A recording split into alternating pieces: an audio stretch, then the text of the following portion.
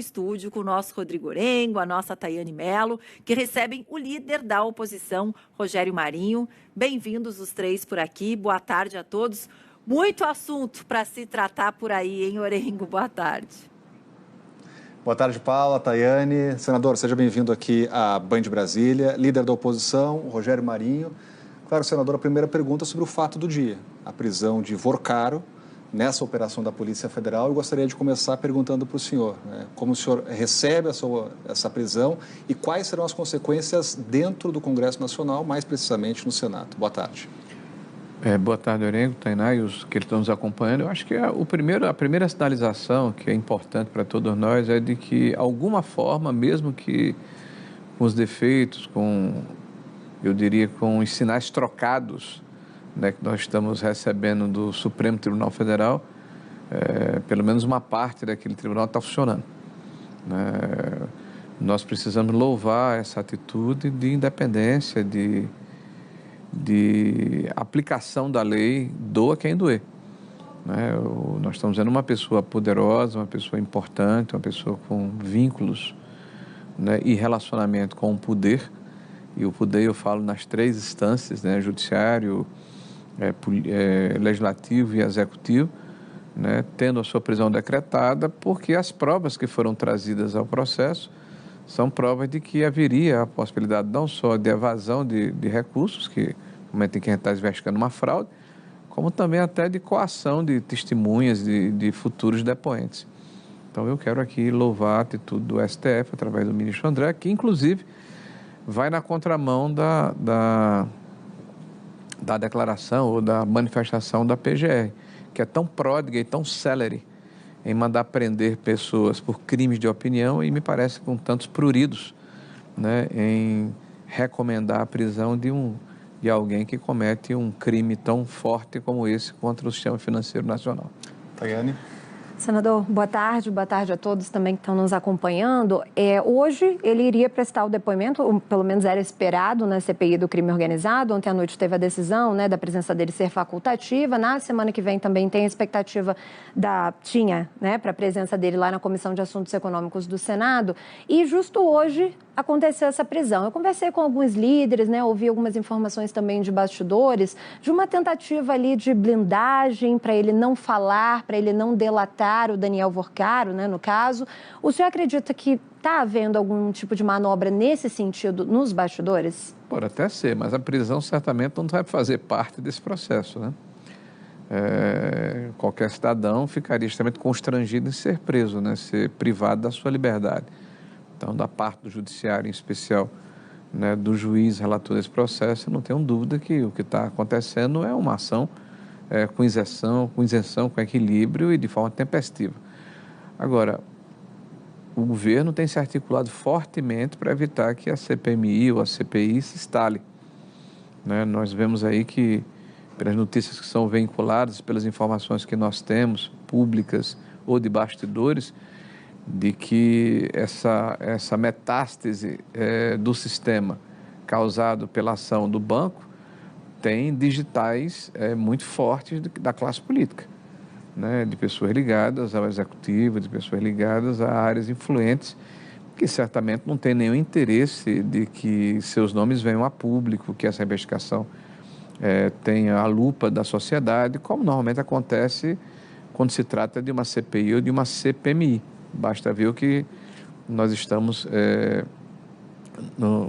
testemunhando aí na CPMI do INSS, Uma CPMI que começa com muitas dúvidas, com muito descrédito, e hoje mais de 20 pessoas já estão presas, centenas de sigilos quebrados de pessoas físicas e pessoas jurídicas, e uma tentativa permanente por parte do governo de blindar, de impedir que pessoas que claramente estão envolvidas sejam ouvidas e denunciadas e, enfim, a investigação prossiga, mas graças a Deus nós temos para e passo o judiciário agindo. Então nós estamos praticamente numa tabelinha, a gente levanta uma série de problemas e quando o governo impede que a gente prospere lá no âmbito do legislativo por maioria, via de regra o judiciário tem avançado. Então tem sido infrutífera qualquer tentativa de se blindar essas pessoas que corromperam, que malversaram recursos públicos e, no caso do INSS, praticaram um crime hediondo, né, de roubar velhinhos indefesos.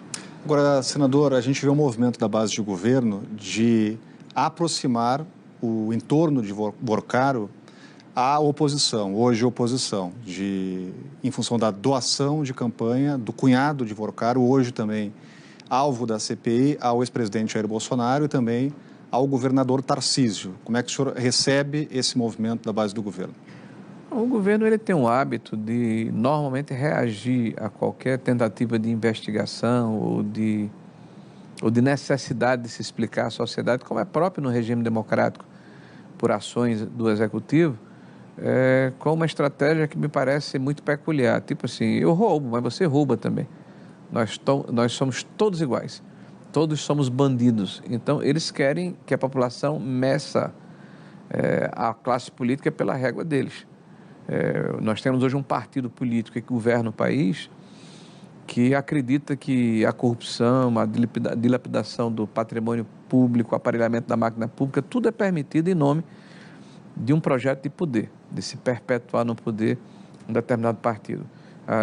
O que o senhor colocou aí é verdade, né? As doações que ocorreram de fato existiram, mas foram todas transparentes, aferidas pela Justiça Eleitoral, foram doações dentro da legislação. A gente precisa descobrir o que aconteceu fora da lei, o que aconteceu de forma subreptícia, as vantagens que foram dadas por tramas, por tramóias, por vantagens devido à advocacia administrativa ou de criação de instrumentos ou regulamentos que permitiram esse verdadeiro assalto ao sistema financeiro brasileiro. A gente está falando, por exemplo, de um banco que tem a sua gênese, pelo menos de metade do seu funding, que começa na Bahia, né, do senhor Rui Costa, então governador da Bahia, que vende uma estatal baiana. Ora, o PT vendeu uma estatal, privatizar, você tem que botar logo uma lupa, né? Como é que o PT está privatizando?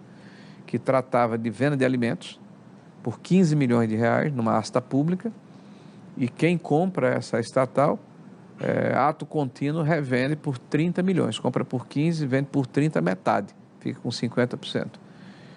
E recebe do governo da Bahia uma autorização para ter 30% de consignado sobre a folha de pagamento dos funcionários públicos do governo do estado da Bahia. Para não me alongar muito, essa relação, eu diria, de negócios entre o governo da Bahia e este cidadão, que é o Augusto Lima, sócio do Vorcaro, até meados do ano passado, e que representava praticamente 50% das atividades do banco, né? Nós temos notícias de que houve a contratação de um ex-ministro do PT, o Guido Mantega, que nós sabemos que quebrou o país, mas mesmo com essas credenciais foi contratado por R$1 milhão por mês pelo banco, por um pedido, né, do líder do governo no Senado, por coincidência também baiano.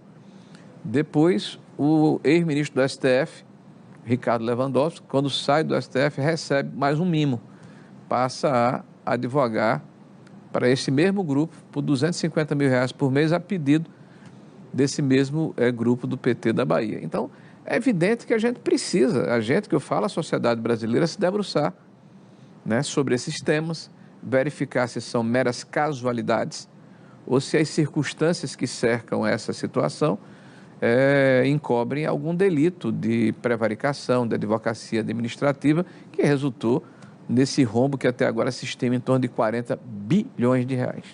E, senador, voltando a esse gancho que o Orengo acabou de dizer, né, sobre essa tentativa aí de ligar Vorcaro à oposição, ontem a gente teve ampla repercussão da questão do Nicolas Ferreira, né, o deputado, que confirmou por meio de nota, depois de ser bastante pressionado, até inclusive pela própria ministra das Relações Institucionais, Gleisi Hoffmann, sobre o uso dele, né, de um jatinho ligado ao Daniel Vorcaro para a campanha de reeleição do Jair Bolsonaro lá em 2022, no segundo turno. Ele, na nota, afirmou que ele não sabia na época de quem era o jatinho, na época também não havia essa repercussão toda em cima do nome do Vorkar, essa repercussão negativa no caso, mas ele também falou que não perguntou ali no momento, que ele usou o jatinho várias vezes, mas não sabia a origem. O senhor acredita que houve ali algum erro por parte do Nicolas Ferreira nesse sentido de não pesquisar a proveniência de um jatinho que estaria levando ele em vários estados do país para fazer o trabalho com jovens, né, voltado ao público jovem? O senhor acredita que daqui para frente isso serve de lição para parlamentares procurarem saber de onde estão vindo certos investimentos para a campanha?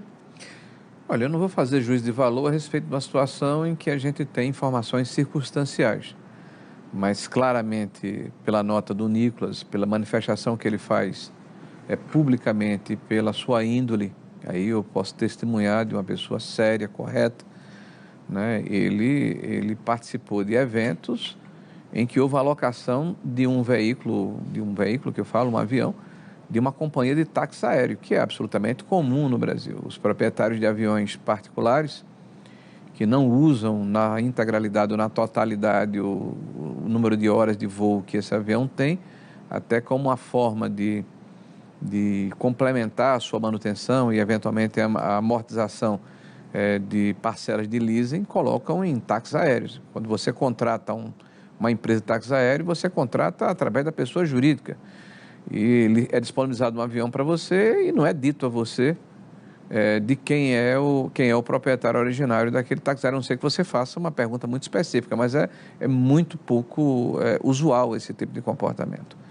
Nós estamos diante de uma situação em que o crime foi configurado 4 anos depois. Naquela época não havia sequer investigações a respeito, né, da maneira como o senhor Vorkar se comportou à frente do seu banco. Né? É bom lembrar que nós estamos falando de um banco que começa com consignados, né, depois com lançamento de CDBs, né, com RPPS, na questão dos regimes de previdência, né, se tratava também do futuro de securitização de dívida. Então, houve uma série de atividades desse banco que, ao longo do tempo, foram mostrando a sua fragilidade.